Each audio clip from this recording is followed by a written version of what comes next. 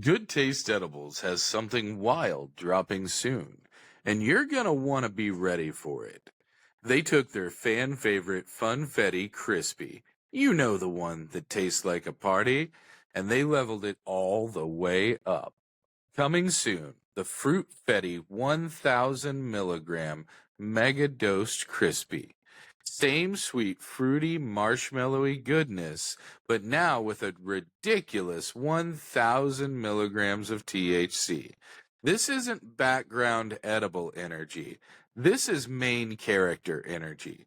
Perfect for high tolerance folks or sharing with the crew. Just don't say we didn't warn you. Welcome to Greenway Audio Magazine. I am Tim. With me is Brandon, as always. But today we have John Manlove, the CEO and co-founder of Apex Trading. John, thanks for joining us. Guys, thanks for having me. Great to be here. Hi, John. Now you're in Portland right now, but you are a Missouri boy. Is that right? Yeah, I am. I was born in Springfield, Missouri. I grew up down in Kimberling City, which is near Branson on Table Rock Lakes. Like to call, you kind of down there in the Ozarks got hillbillies. We were Lakebillies, right? So I went to Reed Spring High School and then Drury University in Springfield, and then made my way out to the Pacific Northwest after graduating college. Heck yeah. Yeah. Good. I just spent some time in Springfield last weekend. Very interesting place. I visited Drury. I almost went there when I was I did a college visit there. I liked it a lot. Yeah, both my parents went there. I really wanted to go to the big university, but they probably knew better than I did and said, "No, we're not sending to the big state school. We're going to keep you a little closer to a smaller school where we could keep our paws on you a little bit, make sure you don't get in too much trouble." I was kind of wild in high school. Hindsight was probably the right decision, I would say. Same. Yeah. Same. Yeah. I'm not super familiar with Springfield. Like I've been down there a few times and stuff, obviously. Branson a little bit more. But the two things I know about Springfield come from the Springfield Cardinals and cashew chicken. and then we used to go to football camps at Kickapoo all the time. And I always thought Kickapoo was the funniest name. Best name. Obviously, like, as an adult, you're now like, oh, well, it's, a Native American tribe and it makes sense and things like that. But when you're, middle school to high school, and it's literally kick a poo, right? Like, still funny. That's funny. Yeah. Poo holes. Yeah. Just still that stuff's funny. But yeah. It's like it's either a cashew chicken or Bass Pro or one of those in Springfield, right? So yeah, exactly. Yeah, exactly. Why does Bass Pro not have like the Walmart model where they have the restaurant inside? Every Bass Pro nationwide should have cashew chicken inside. Bring it nationwide, like walking tacos, just walking around eating cashew chicken while you shop for sporting free goods. Samples, a little Costco model. Get your cashew sample if you've never had it. I love it. Yeah. You may be talking a little crazy. I don't hate it. I like it. I'm here for it. So let's get into Tank, I'd invest. Hey. So let's get into Apex Trading. So, well, you guys freaking blew up here recently. I mean, how was that? I mean, so let's get into exactly what Apex Trading is, though. Like, can you talk about the software platform? Give us a little summary. Yeah, absolutely. So Apex Trading, we're a business-to-business wholesale platform. So we provide wholesale brands no matter where they fit: cultivation, extraction, manufacturing, multi-brand manufacturing, distribution. We give them a centralized piece of software to manage everything. Once their product is packaged and ready for sale, we do everything for them. So inventory management integrated with their accounting systems and seed to sale or ERPs. We give them a CRM and email marketing tool. We give them a omni-channel sales tool. So they have a marketplace. It's an aggregation where buyers can come and shop from all vendors and products within the state. We have private storefronts. They can custom tailor to each buyer and use our email campaign thing to send buyers a personalized menu tailored to them down to products, prices, and discounts.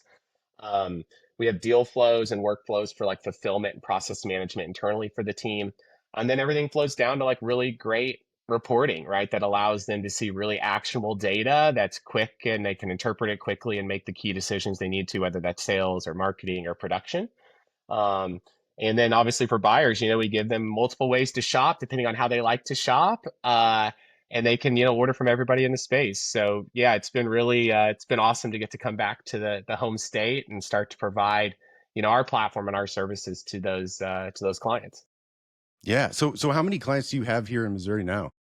Yeah, so we're right at about 50 sellers, and that's growing every Jeez. day. A lot of those have multiple brands, right? So some of them might have Right. 10 brands or 8 brands under their account. So it's probably over about 100 brands now on the platform.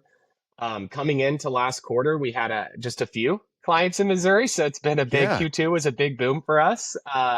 And we've got several hundred dispensaries ordering every month on there. So it's we're getting to learn the needs and wants of the market, right? Refining our product to meet any kind of nuances or intricacies that the market has, that maybe we're not delivering, and making those updates now, and excited to just serve the market, for sure. Yeah. So you're in what, 18, 19 other states?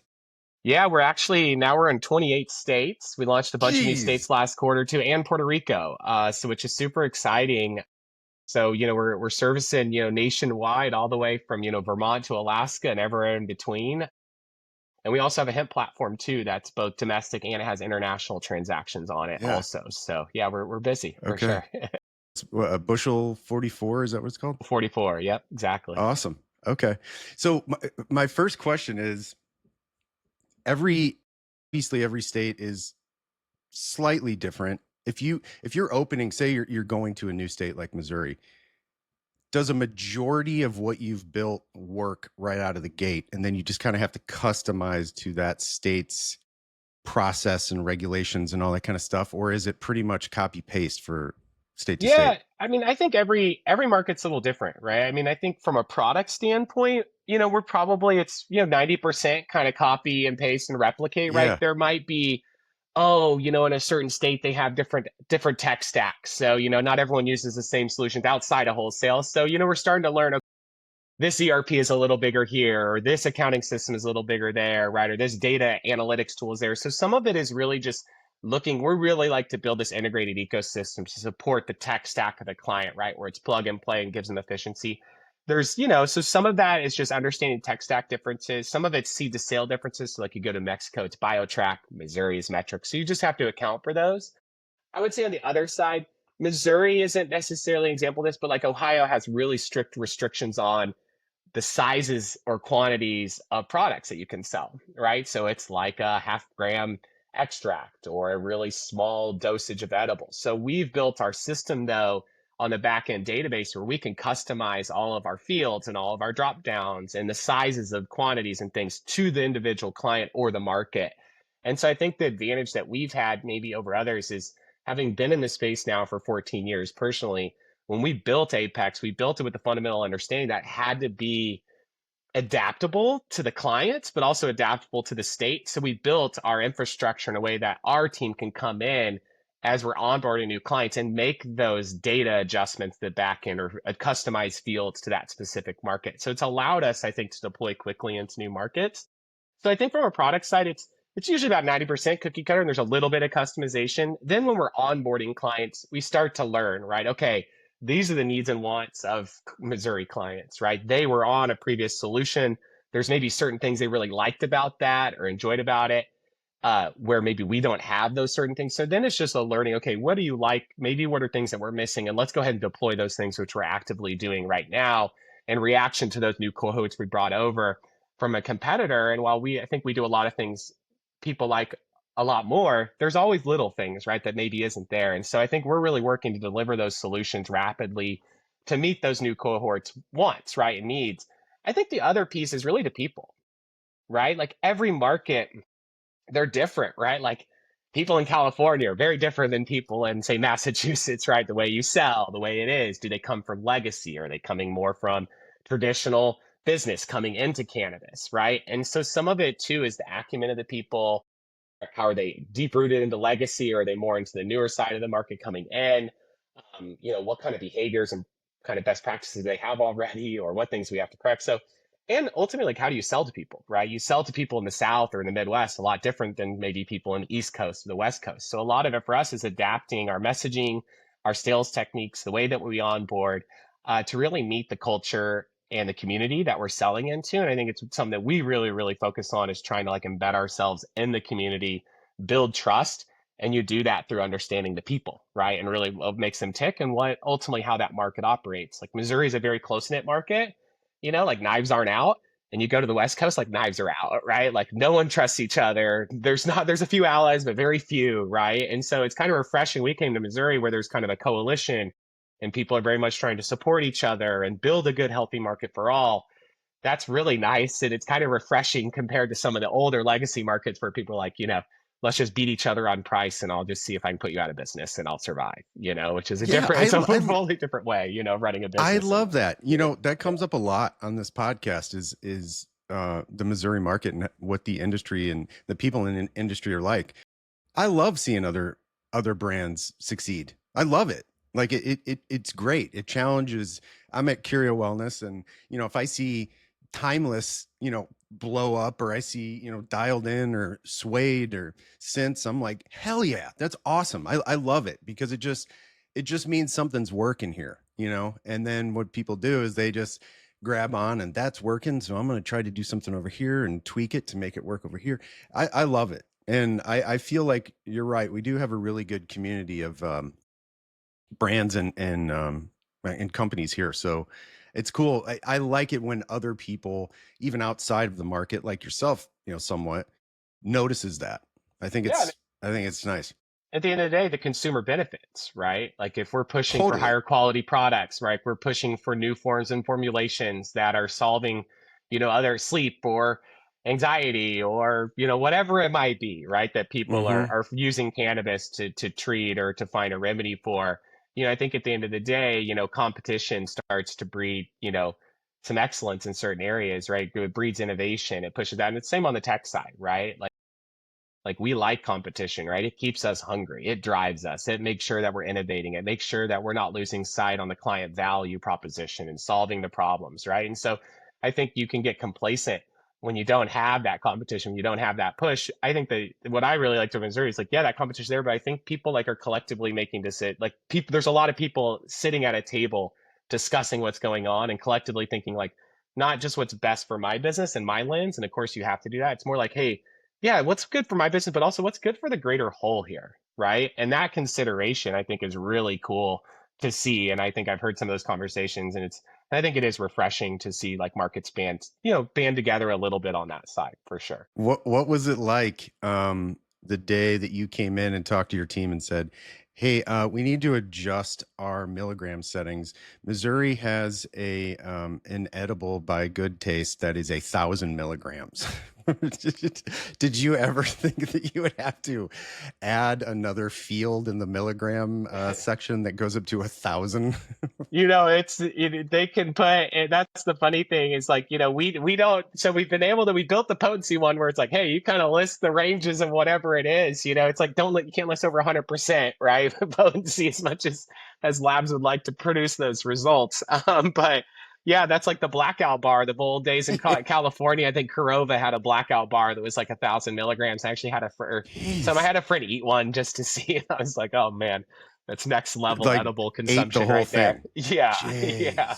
Which I feel is like for me would probably put me in the hospital, or on a couch for a week, Yeah, yeah, which ain't so bad. Yeah. One of the things you talked about was the people, and the direction that you wound up going was complimentary of Missouri and Missouri businesses and stuff. But one of the things I wanted to talk about was your people. You guys have been around for over a decade, doing, the weed business and operating in multiple different states and things like that. But your team has been relatively small the entire time, compared to when you think of tech companies. A lot of times I think a lot of people think of these 500 or 100 person teams and large corporations and things like that. You guys have been a very close-knit team for a long time while operating in multiple different markets, and then you've had this huge expanse of territory over the last 6 months, 5 months really, right? So has your team expanded, and how did you guys take a small team and become, one of the most recognized names in a hyper competitive space for the cannabis industry? Yeah, it's a great question. We founded, my co-founders and I, we started this, in Apex in 2018. Got into cannabis in 2014 with a different tech company and kind of learned, what the market was. And I was a product owner and head of sales and kind of got to understand how the supply chain worked. And then we kind of identified as that company didn't work out, what was missing in the space. How did we want to build our company and our culture and our values that we think were better rooted philosophically and what the market is, right? At the end of the day, and really align that. And that was, true to me as a founder, is what I wanted to do. And I think the thing that we really, Brent, part of it is, it all comes down to capital, right? And the story. And I was a young founder, first time CEO, right? And I had a really hard time in raising capital, telling a story that I didn't have a lot of conviction in. You can put numbers on a spreadsheet all day, right? But you got to deliver those things. And I think time and time again, we were able to raise a little bit of capital from friends and family, a little bit of institutional investors in cannabis, but it wasn't a lot of capital. Compared to our competitors, was pennies, if not fractions of pennies on $100. And I think the thing that we did really when we started to build our company, and what has been lucky for us, we're 13 people, 13, that's 2 engineers. We got 3 salespeople, and then it's all support behind it. We just made our first hire in 4 years, um, a month and a half ago. That was the first person we haven't hired, fired, or have anyone quit in over 4 years, right? So our core team has been, from number one, is like we come from cannabis, right? Most of our sales and other people come from the space, right? We're very passionate about it, right? Or they don't come from it, they have a connection, a personal connection to it, right? So I think behind us was this mission and this vision and this passion for the plant and for the market that allowed us. We really thought, you know, it's product led, right? You can go out and capture market share and sell and spend all this money to go and gain market share, right? But if you don't have the right product, you're not listening to the client's problems, that only lasts so long. And I think for us, it was this slow, methodical approach of first understanding the market, understanding the supply chains, what are the core problems in that, and just building the right product to solve the right problems and listening to our clients and continually to innovate and solve those core problems. And it's been a slow growth, right? We had, your first couple of years in the boom of cannabis there in like 18 and 19, 20 was pretty easy. You're growing fast. Everyone's excited. You had the big pullback in 21, 22, which was really difficult for us as a company, but it also forced us in 22 to really like force us to get profitable, And so like, I think we're probably one of the few profitable technology companies in the space. That's afforded us the ability to not have to chase other revenue streams that weren't truly valuable to our clients, to roll out pricing models that weren't in line with what clients thought our value proposition was, right? And so our big deal is like we wanted to provide the best, most feature-rich wholesale platform in the space at an incredibly affordable price, right? We want to be able to service a small mom and pop that has very little margin over, to really squeeze out. We want to give them a solution that empowers them to be more efficient and grow and be successful in this space to compete against the big guys and girls too, as well as service the big guys and girls, right? And I think that was the approach we really want to take, is we really are passionate and care about the small business as much as we do about the big one. And I think it pays off in that way. And I think, with the growth, like how have we been able to take this growth with such a small team? And like, yeah, we're hiring, right? We're adding to the team as we go, and we're slow and methodical about hiring. We want to hire the right people that fit our culture and really believe in our mission and vision. It's not like, hey, let's just throw people at the problem. That's not the thing. And so what we've done last quarter, the first thing we did is we dissected every single process, our sales process, our handoff process, our onboarding process, our post account management process, how we're corresponding tickets to dev. We dissected everything and we created more automation within our solutions, right? We tweaked and refined our processes. We refined our onboarding experience and empowered clients more with tools that they could use and learn quicker than just relying on our team. And I think for us, as we look at it, it's like, really great technology, with really good systems behind it, you don't need a lot of people, right? What Instagram sold to Facebook for over $1 billion, what they had 12 employees at that time. If you build the right tech and you're listening to your clients, you have the right systems here, yeah, you got to add people, but you don't need to have 100 support people, right? If you're 4 or 5 support people are handling tickets right, rapid responses, have good automation, and are highly skilled, they can handle it. And I think for us is, while we're hiring, it always is focused first on support, right? So we don't go and hire salespeople before we make sure our support team and our customer success team is completely optimized and staffed up. Because the most important thing for us is we want client responsiveness and service is like the pillar of our business. That's one thing people I think will always say about Apex Trading is we're not perfect, but when it comes to customer service and support, no one will beat us at that. And I'm not talking just in cannabis, we're thinking any industry out there, right? We really want to raise the bar to what that is. And that's I think it's been successful for us. But I think for us, you know, we were fortunate that we didn't raise all that money back in 18 and 19 and 20 when it was easier. Because if we did, we'd be in a completely different position where we are now. Because we would be, oh, how do we get profitable? How do we do that? And we would be making, I think, bigger adjustments to pricing or overhauling this or that to get there because you have to deliver that to your investors. Where for us is, our employees, we still own the business. We're the majority shareholders, right, of the company. We get to dictate ultimately where we're going and what we're doing. We're not beholden to a venture capitalist saying, hey, do this or you're gone. Right? That's not the position we're in. Our investors are like, hey, you guys are doing great. We believe in you. We love the mission and vision. You guys are executing really well. Keep doing what you're doing. The later stuff will come, right? When it's ready. But we're not in a hurry to do that because we don't have to be, at the end of the day. It's a marathon for us, it's definitely not the sprint. I love hearing a success story like that. Seriously, like that's amazing.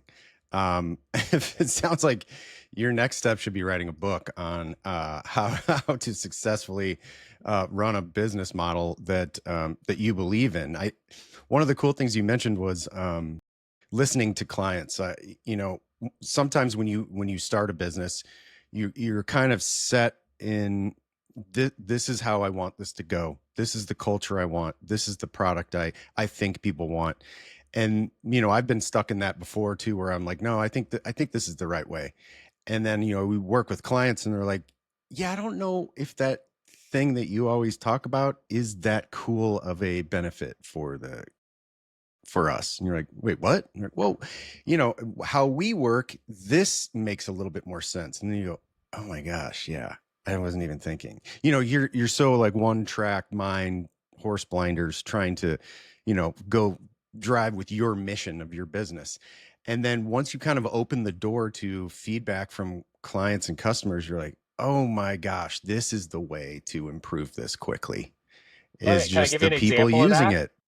Yeah, can I give you an example of that? Yeah, I think when we started the company, my big vision was like this Shopify to Amazon, right? So at the time there was LeafLink, right? They were the big marketplace. They had raised all this money, this Amazon thing, and we were like, hey, when we came in 2018, it's like we can't win doing the same thing. There's just no way. We got to do something different. So like we're going to create the storefront. We're going to create this personalized e-commerce, right? And we're going to really own this storefront piece. And we got 2 or 3 years in, and my sales team's coming to me and my success team is coming to me and they're like, hey, we got to build a marketplace. I was like, oh, hell no.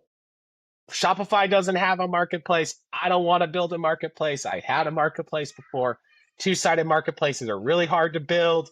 They're really hard to maintain. You got to get the buyers and sellers. It's this chicken and the egg thing. It just wasn't necessarily something I was excited about. And we had probably 6 months, and I'm talking like hard debates.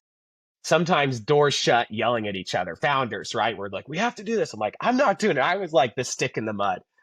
And eventually they convinced me to do it, right? And it was really like listening to my team and realizing like where they're coming from is they're hearing it. They're hearing it from buyers. Like buyers are like, hey, I love the store, but I like to order through a centralized solution.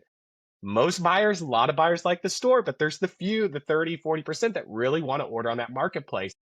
And it was one of those where I kind of had to put it wasn't say like an ego, but I had to put my personal like, oh, I don't want to do this aside to be like, no, this is what's best for the market. right? And that I think is this thing. And I think after that experience, it was one of those where I started to listen a lot more to my team, because my team is the one who's hearing it from the clients, right? And I think that's ultimately where, like, what I'm really proud about our company is, like, our cross department communication is so incredible here. We're like, development, we have a weekly call where dev gets on and hears from sales and success, right? And they're making notes, and then we're adjusting pipelines and making adjustments based on that. And that's all driven through our clients. And I think that's something that we're so steadfast in our commitment to clients and solving their problems and listening to them. And that I think has kind of started to trickle through the culture and ultimately holds me accountable on the same side, where it's like, hey, I might want to go here, or I might see a really cool shiny object opportunity there for me that I think is exciting, right? And I can put it on a spreadsheet and model it out, and that's cool. And I can see the impact on the bottom line of the business. But if it's not solving the core problem of our client today, then why the hell would we do it? That maybe in a year we can go think about that. But today, what do clients want? To be really efficient, right? To sell their product out, right? To dial in their operations, right? To save, time and money internally, to then go and ship those resources externally to drive more sales or increase shelf space or whatever they need to do, launch new products. And I think for us is remembering, what do clients look at Apex Trading as? What's the core value proposition that we're expected to deliver? And let's continue to focus on that, right? And while there's a lot of exciting things in cannabis and technology going on, at the end of the day, we know that the cannabis operator doesn't have a whole lot of time, extra time every day, and what they're coming to us is to deliver what we've promised, and that's what we really try to set out to do as a company. Two of the things you just touched on there, I think overlap, but are also separate issues. One is what I call the founder problem. When you're the founder and you've created the identity of the brand, the culture, the ethos, this is how we're going to treat our people. This is how we're going to treat our customers. These are our SOPs. This is our handbook. You've gone through and, especially small teams, you've probably done all of that on your own, at least to some degree, before you've hired your first person, or before you've hired your first, person that's going to step in and revise your SOPs, revise your handbook, is going to be your HR person, because somebody has to hire the first HR person, type of thing. What happens a lot of times, both with businesses in and outside of cannabis, is the founder has this idea of who and what the company is, because it's a child, it's an entity, it's something that you've birthed and created, and you've had a vision for it for longer than it's existed. And then somebody comes in and says, hey, you're doing it wrong. And it's like, but you don't get it. And it's like, no, you don't get it. And they don't mean it disrespectfully. It's that conversation of, you hired me for a reason, and that reason is because I'm good at these certain things. And so whenever you're talking about listening to your salespeople, or, we see it sometimes with cannabis operators, where you hire a cultivation director or a lab director, or, director of retail, depending on what your license type is. And they're going to tell you that the reason that you had to hire them is because your company is essentially doing something incorrectly. The person that was here before, the person that was following the ideas that you set up, the person that was doing all these things that created the original plan with you, the reason you're not as successful as you could be is because you and that person had the same vision and aligned in the same ways. And that's what's holding you back.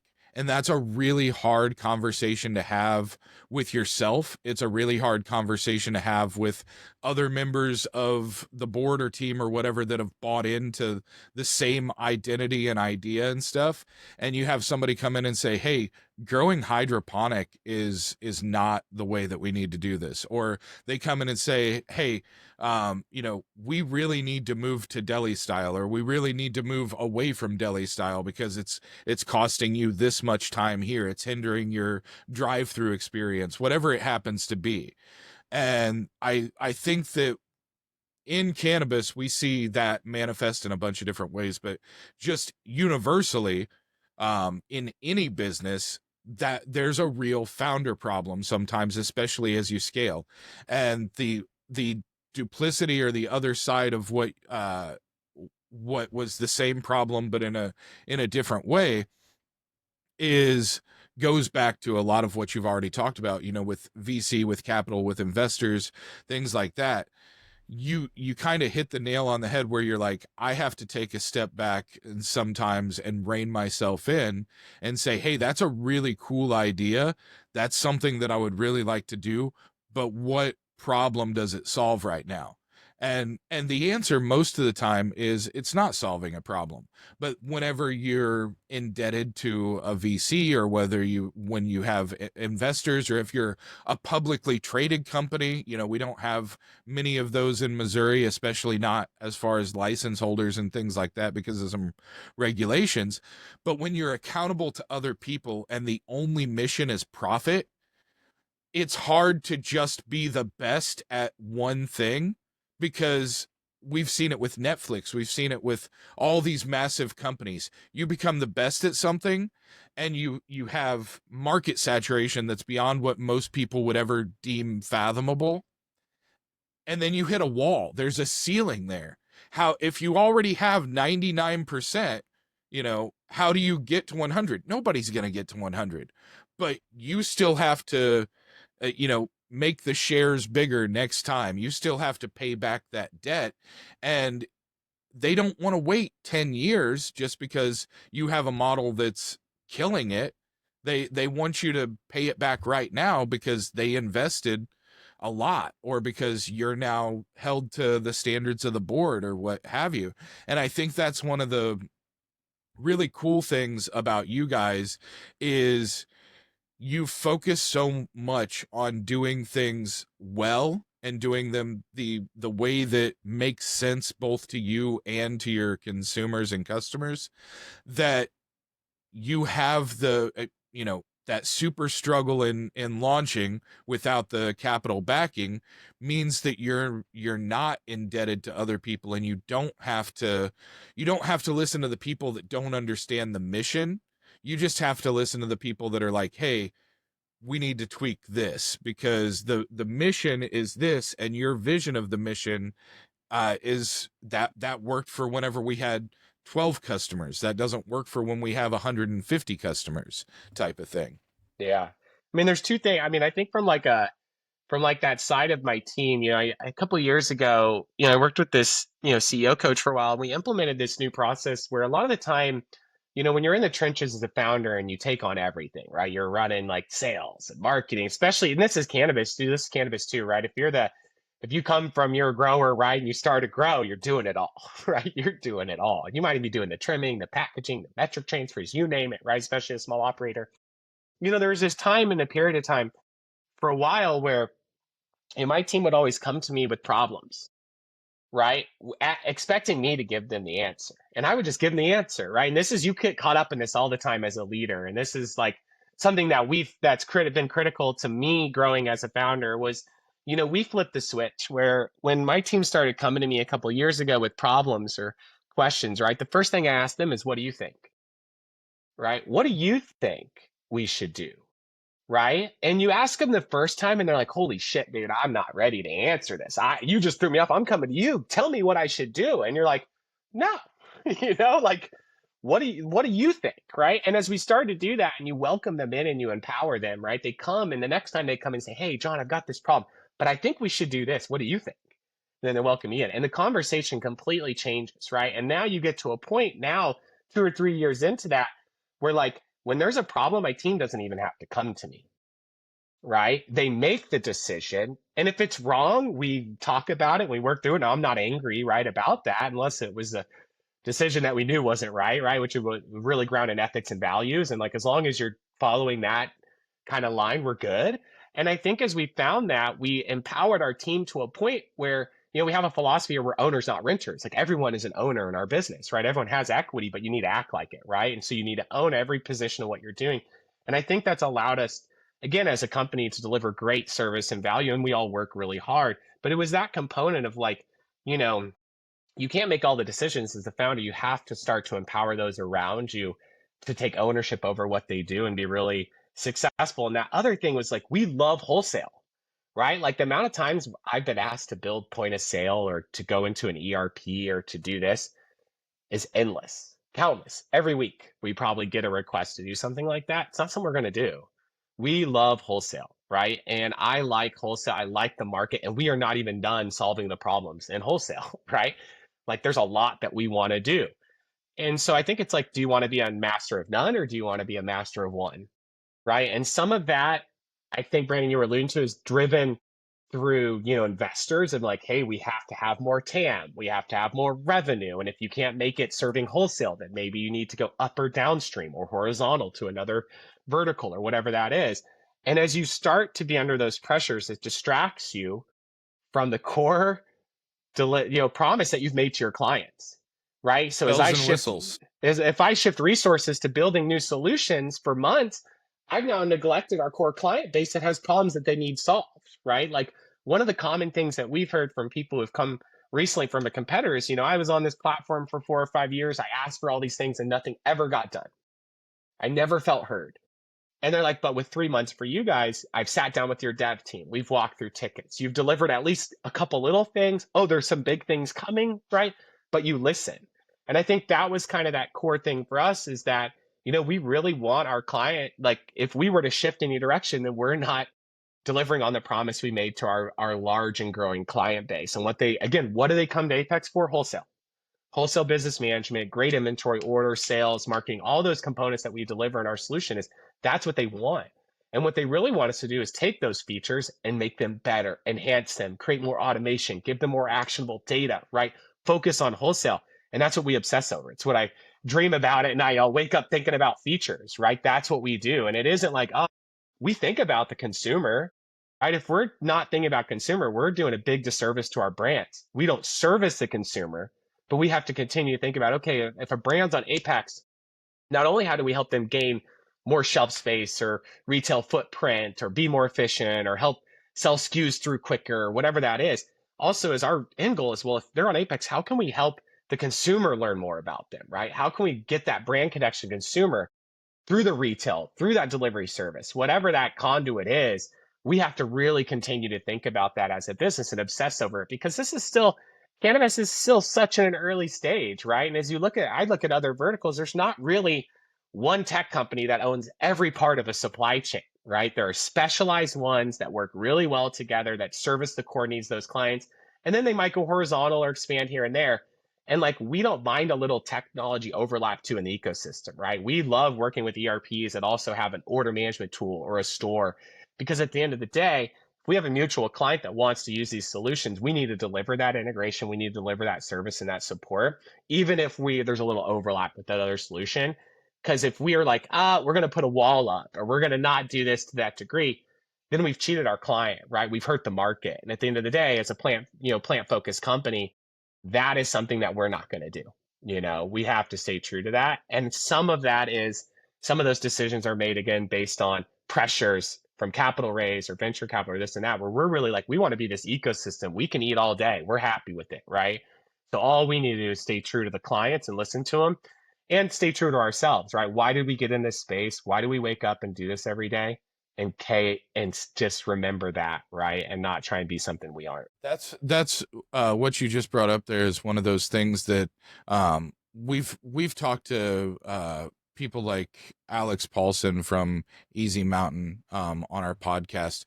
Easy Mountain's a solo operation dispensary in South West Missouri. They have no ties to manufacturing, no ties to cultivation, no other dispensaries. And so while that's a huge disadvantage in some ways, the advantage of it is exactly what you were just saying, because part of what goes into that thought process, whether it's the VC, whether it's the board, whether it's just the giant conglomerate, is creating walls means that the customer has to make a choice. Do they go with this product? Do they go with our product because we offer these other solutions to that and we don't integrate here? Then, they're more inclined to buy our product. And being an independent operator, like a dispensary that has no, vertical integration or anything like that. You have unlimited shelf space, kind of.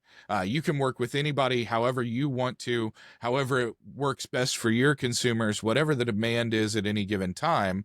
You have the ability to be flexible that some places don't always have. Now, there are disadvantages to that. You don't have the same scale. You don't have the same, large amounts of money coming in, but the other side of that is you also have profitability 10 years earlier than some other people and things like that. They get obsess over the consumer, right? They're obsessing over getting that consumer in, getting a net new consumer in, having them come back, making sure variety is where it is, making sure you're listening to them and building the right menu mix or the right variety of SKUs and shelves on your product, instead of like, okay, I'm the owner. Now I got to go worry about the manufacturing, a cultivation, or an issue there, an issue there. I got to worry about reciprocity or different buying groups or different things to make sure that our store is healthy while other stores are healthy, or this thing, right? And I think it's that thing is you just really get to obsess over your store and your consumers, and that, which, like you said, there's disadvantages, advantages in the supply chain and wholesale and stuff of how your buying power, whatever that might look like. But at the end of the day, you're a dispensary, and that's what you're obsessing and focused on, and you really get to dial that in. And like you said, maybe you get profitable quicker, and also maybe you you sleep a little better, you spend a little bit more time with your family, right? We're all in it because we love the plant and the work and stuff. Today we all have lives too, and I think sometimes people make a lot of personal sacrifices in this space, and they try and take on a lot and a lot and a lot, right? And I think the ability to adjust. Yeah. You have a life? Yeah. What's that like? Yeah. Tim, have you ever had one of those? No, I'm not. I used to. Yeah, I remember. Oh man, that's wild.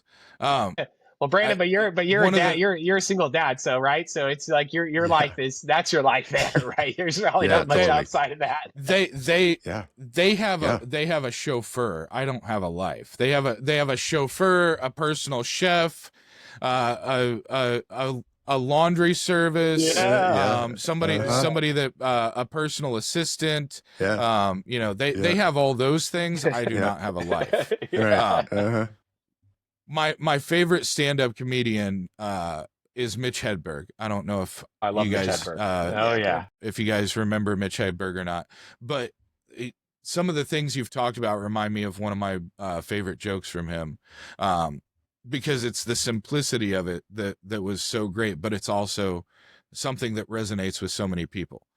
He said, I worked my entire life. I've tried to, I used to do it with I'd try and mimic his delivery and everything. And I've realized that I'm really bad at impressions. You got to smoke a couple joints and then come back and see if you can do it, so. Man, so I worked so long. No.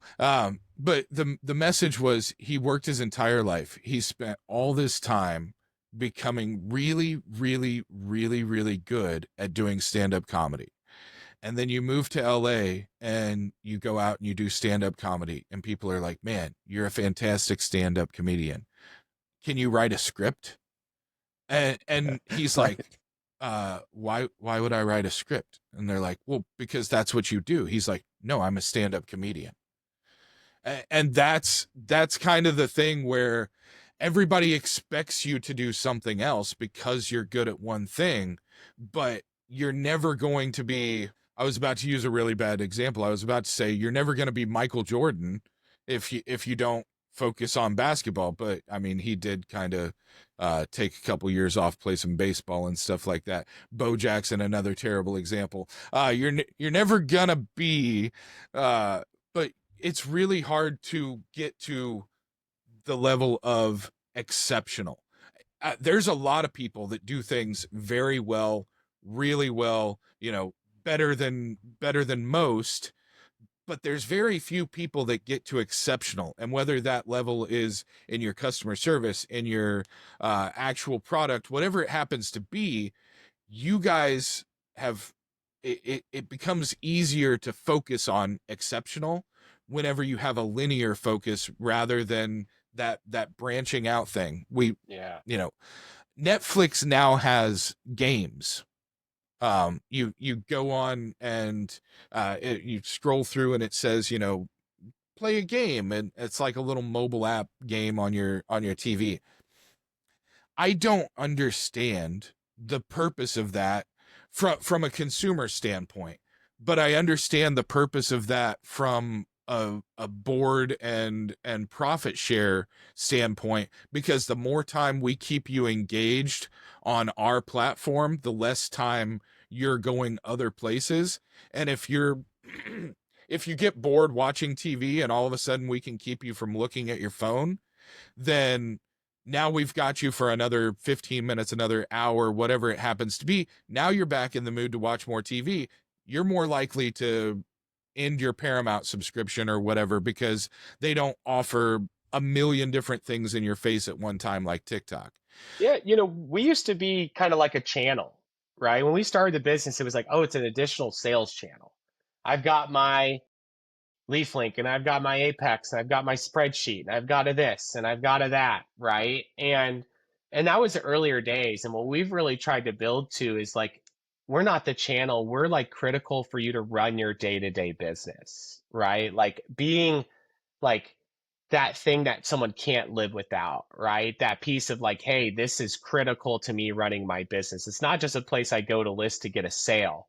It's somewhere I go to run the day-to-day business, right? And I think for us is really, and that was where like building the tool set and listening to the clients and starting to understand, okay, deal flows and tasking, right? Well, we know if workflows and tasking are tied to orders, and we know if that's tied to your seed to sale, and we know if that's tied to your accounting system and something, you're using this app fully. You're putting every order in, you're processing every order through it, you're updating it through. And so I think for us was like starting to understand of like, hey, if we're going to be successful in this space, we can't be a channel, right? We have to be the solution, that reliable thing they have to use. And to do that, not only do you have to have a really deep feature and tool set, but also you have to create the ecosystem. You have to integrate into the tech stack. You have to dial it into there. And I think that was kind of the big thing that we had to do, is start to understand, how do we become critical to the day to day, not just a nice to have, and that took a lot of hard work. I mean, years and years and years of development to get to that point. And I think we've kind of started to really establish that and see that, and it's starting to pay off for sure, and at the end of the day, the client value prop is is through the roof compared to what they're paying. And that was the other thing too, is like, hey, yeah, we charge a subscription fee, but we can easily see the time savings for you if you implement X, Y, and Z, and you're going to see the lift, and you're gonna be like, yeah, this is awesome, right? It's an affordable price for the value that we are getting, and we're super happy with it. And that, as a true SaaS company, that's pivotal, because once people see it and they love it, they're going to they're going to evangelize. They're going to tell other people about it. And then your network effect grows, and each marginal client is a little easier to acquire, right? Your customer acquisition costs down, your net revenue retention goes up. All those things, right, are critical for SaaS companies. And I think we've really, understanding our KPIs and the data points that we have to hit, but also making sure that like there's that balance between like, yeah, these are the KPIs, but also like clients, right? Like, what can clients afford? How can we price things? Yeah, we'd love to be here, but like, where are they in the market today? And I think that being empathetic to the market, and really, again, being so passionate about the plant and the client value, and not having to be beholden as much to the shareholders, has allowed us and afforded us the ability to do that where maybe others haven't, in the market. So do you have a flat rate pricing model? Yeah, just flat subscription rate pricing. There's a one-time onboard fee, and then just a monthly subscription, that there's 2 tiers, and sometimes based on users or brands, people come in, and it allows you to scale as you grow. Yeah, just a simple flat rate monthly price. We don't require like an annual upfront payment. You can pay it month to month, right? It's just super simple, and Yeah. and for us, is we like that, right? Like, hey, we've found a way, again, to have good margins, to be profitable at our SaaS model. And for us, that allows us to stay true to that, right? And we don't have to rip up contracts and change pricing overnight. And it's nothing we would ever do either, because it's not something I would do. And it's not something I would ever have done to me. So it's not something I'm ever going to do to the clients, nor the other founders of our company, right? Yeah. So here's one thing, from your point of view right now, what is a very underrated Missouri operator right now that you work with? Oh, man. Not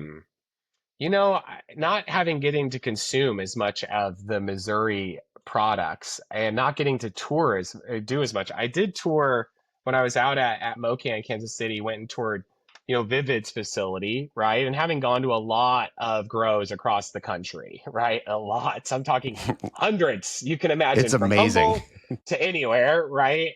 The cleanliness, number one, stood out, right? Like what you're like you're decutting every room you walk through, right? You're Every getting room. sprayed in your every room. I think just the attention to that detail in the process and the way that they set that up, and how clean it was really exceptional. I think the flow and the design of the facility was awesome. And the quality of the products look great, right? I love that the like all natural flavored gummies, like the pawpaw ones, right? That they did, with that. I love that stuff, right? I think that's really unique. I love the idea of like, let's bring the Missouri flavors into our edibles and let's make sure they're all natural in that way. Mm-hmm. I thought that was really cool, and I think obviously I'm coming back to St. Louis here pretty soon for Unpacked and Mocans. I hope to get to see more facilities and try more products. But I was really impressed with the standard that they were putting out. And again, I know they're big and their scale. I'd love to go see some small craft, producers as well, because it's a lot. I love living soil organic grown cannabis, and so like the ability to see facilities like that are super exciting for me, where you can reach down and get worms out of the soil, is really cool. Mm-hmm. Which we have a lot of those in Oregon. But I was really impressed with the facility. I was impressed with the way they think about their products as well. Yeah. Oh, Yeah. they're amazing. I'm a big believer in the idea of the nose knows. If it smells good, it's going to taste good. It's going to make you feel better whenever you're talking about cannabis flower. And one of my favorite ways to shop, and the best way to shop whenever you're talking about the nose knows, is deli style. Blue Sage has one of the biggest selections of deli-style flower in the state, with great deals on bulk flower.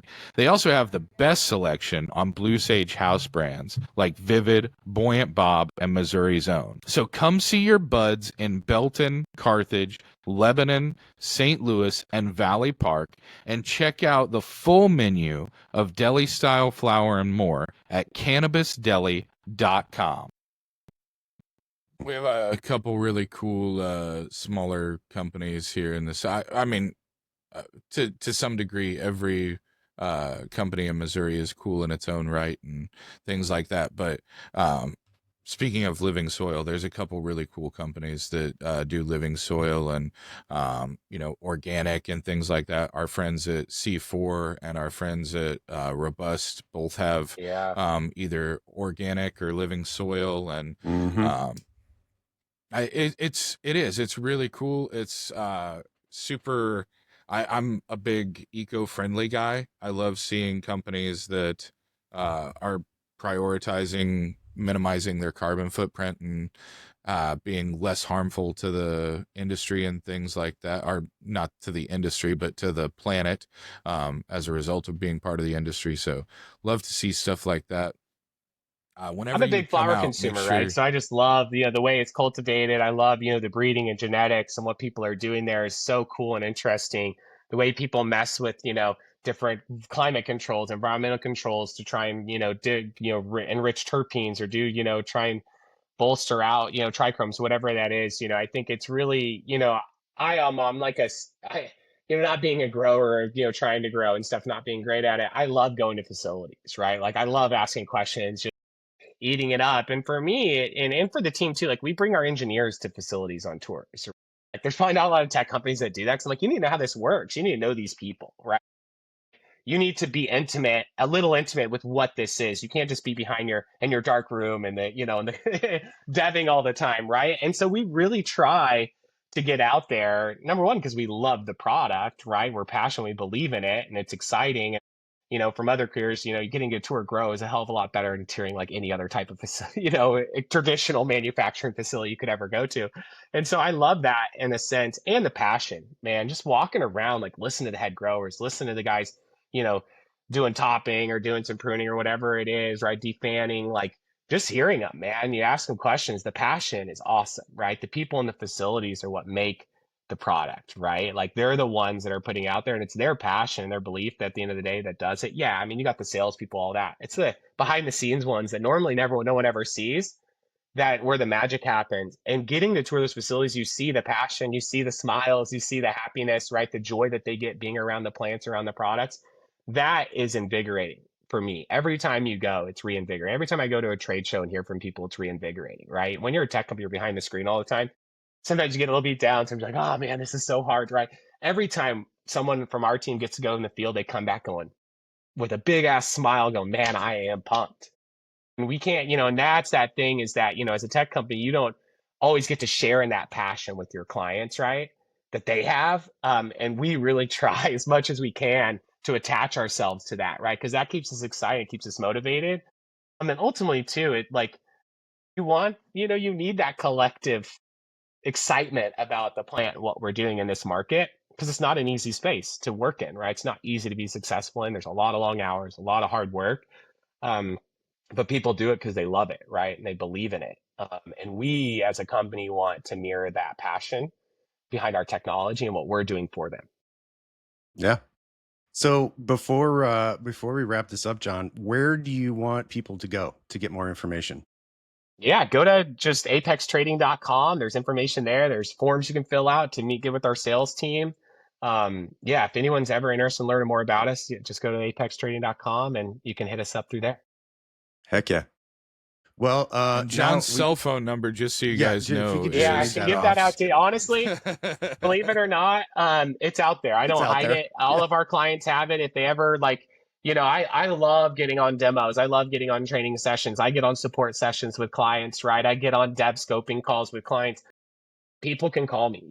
That's one of the things is like, if you can't reach a member of our team, you can call me and we'll make sure you get taken care of. That's the point of like the customer service that we deliver. Now, hey, maybe in a year or two at more scale, that might not be the case. But right now, like I still want to know our clients, right? I want to know what they're doing. And to me, it shows to them that from top to bottom, we genuinely care about their success and their business because we do. Yeah. So before we go, John, what are you listening to? We have to know. Yeah. The people want to know. Yeah, from a podcast standpoint, there's one I listen to every week. It's called Lenny's Podcast. It's on Spotify. It's mostly around like product. It's really a tech-focused product ownership CEO kind of podcast, but there are several podcasts on there with like life coaches and CEO coaches and various things. So like I go in there just to like learn, right? And so Lenny's Podcast, if you're like a founder or a product-led person, or ultimately too, if you're like just struggling with certain elements of like leadership, oh, look at that. It's awesome. Lenny's Podcast? Lenny's Podcast. Yeah, it's like he's a little like has a little fire with like a mushroom on it or something. But yeah, and he was like a head at I think Netflix or something for a long time, and just so it's a really good one. And then music wise, I've been listening. I watched The Complete Unknown. I've been listening to a lot of Dylan lately. Just dropped right back into Dylan after watching that movie. And then I saw him recently with Bob. I mean, it wasn't Bob Dylan's kind of on the edge of not the greatest performer anymore. Him and Willie Nelson and Billy Strings recently. And I love Billy Strings at the Outlaw Fest. So I dipped back into the kind of the old folk, classic rock stuff recently. Off the Dylan, and then I love bluegrass, so I listen to a lot of that as well. Yeah. Heck yeah. It's like the second or third person to mention Billy Strings in the last few episodes. Really? That's crazy. Yeah. And like I love him, but it not something you would expect. Like he's kind of niche. Yeah, niche. It's right? niche. Little inside joke. Niche. You got to put a poll up. Niche Give him a or niche? Well, John, thank you. But the thing is, it's spelled the same way. Exact same on the poll. On the poll. So is it niche or niche? John, thank you so much for joining us. We've heard so much about Apex Trading, and to get an explanation from you, and the details around the group that you work with, the idea behind it, everything, the companies you work with here, it's fantastic. I love hearing stories like this, especially in Missouri and especially in this industry. So thanks for coming on and sharing your story with us. Appreciate it, guys. It was awesome. Yeah, I enjoyed it a lot. Thanks so much. It was good catching up with you again. Yeah. Thanks, guys. Appreciate it. Hey, Tim. Did you know Greenway listeners get 30% off their registration for MJ Unpacked? MJ Unpacked is happening September 3rd through the 5th at Union Station Hotel in St. Louis. This is the national event where licensed cannabis operators, researchers, and active investors converge to move the industry forward. Register now at mjunpacked.com using promo code Greenway30. That's Greenway30 to save your space and save 30% off of registration.